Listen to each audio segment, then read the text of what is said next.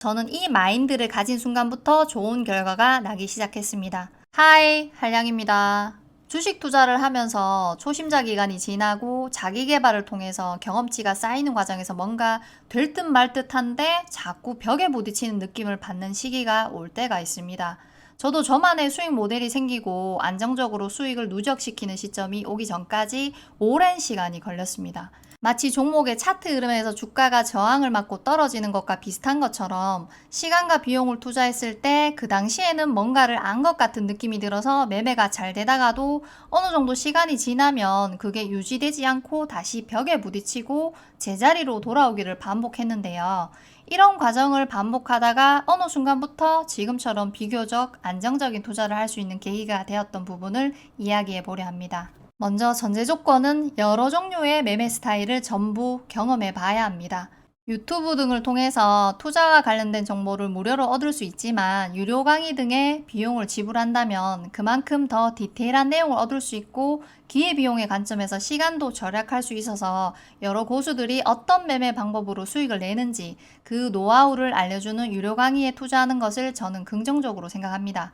중요한 건 말도 안 되는 매매법을 알려주는 사기가 아니라 제대로 된 강의를 선택해야 한다는 점이 있습니다. 유료 강의를 수강하든 유튜브에서 무료로 정보를 얻던 어쨌든 트레이딩 스킬에 대한 기본적인 이해가 갖춰진 수준까지 만드는 게 우선이고 그 과정 속에서 자신한테 맞는 매매법을 찾아야 합니다. 사람이 모든 매매 스타일을 다 잘할 순 없겠죠.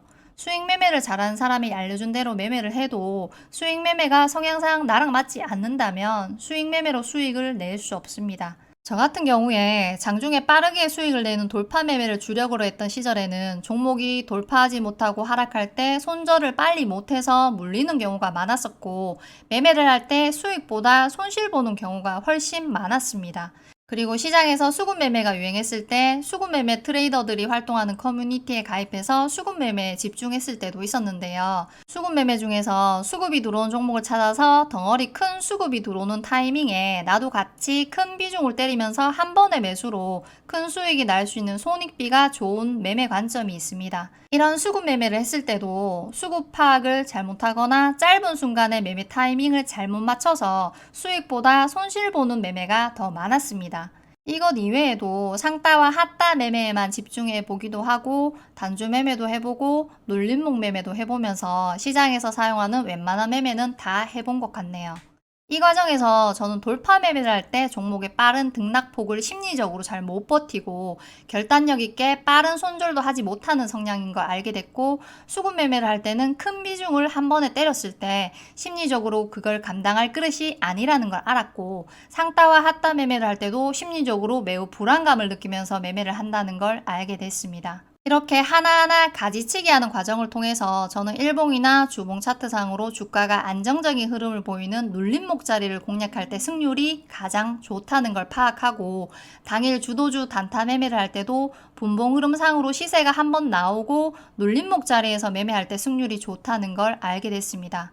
그래서 저는 저만의 기준이 있는 눌림목 매매로 안정적인 매매를 하고 있습니다. 그러니까 요점은 모든 매매를 잘하려고 하기보다는 내가 못하는 매매는 미련 없이 버리고 잘하는 매매를 집중적으로 매매했을 때부터 좋은 결과가 나오기 시작했습니다. 한 가지 매매를 꾸준히 하는 게 중요하다는 말을 들어보셨을 텐데요.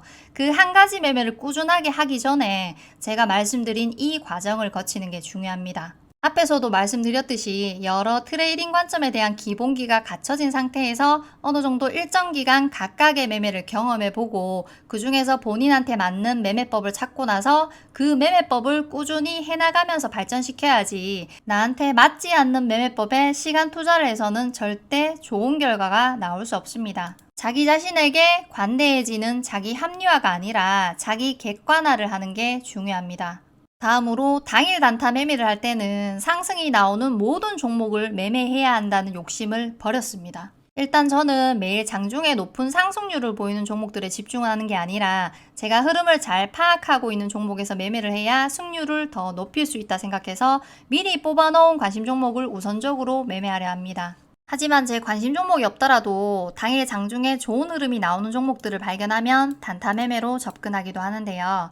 단타 매매를 할 때 주로 등락률 상위나 거래대금 상위에 속해 있는 종목들을 매매할 텐데 여기에 이렇게 큰 상승이 나오는 수많은 종목들을 전부 매매하겠다는 생각보다 이 중에 내가 마음에 드는 몇몇 종목을 선택해서 그 종목들을 집중적으로 매매하는 게 더 좋은 결과를 얻을 수 있습니다. 특히 급등하는 조건값을 입력해 놓은 검색식을 통해서 이 종목이 급등한다고 따라 들어가고 저 종목이 급등한다고 또 저 종목 따라 들어가는 매매를 하시는 분들도 있으실 텐데요. 단타 매매 잘하는 사람들을 보면 이 종목 저 종목 막 들어가서 수익 내는 것 같지만 아무 종목이나 막 들어가는 게 아니라 몇 종목 정해놓고 충분히 지켜보다가 타이밍이 왔을 때 정확하게 진입하는 매매를 합니다. 마지막으로 앞에서 말한 내용들도 물론 중요한 부분이지만 저는 이 마인드를 가진 순간부터 좋은 결과가 나기 시작했습니다. 주식 투자를 하면서 투자 원금은 내가 처음 투자를 시작했을 때 금액이 아니라 현재 내 계좌에 있는 금액이 원금이라고 생각을 바꿔보시기 바랍니다.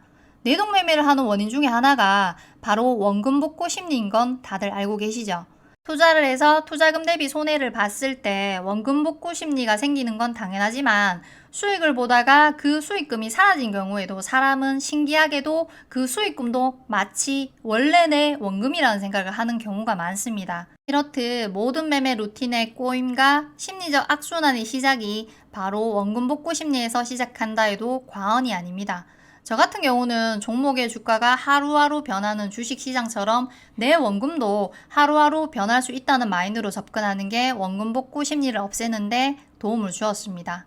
주식 투자에서 어떤 건 더 뛰어나고 어떤 건 그보다 못한 매매법은 없습니다. 돌파 매매가 최고다 아니다, 눌림목이 최고다 이런 것보다 나한테 수익을 선물하고 나한테 맞는 매매법이 최고의 매매법 아닐까요?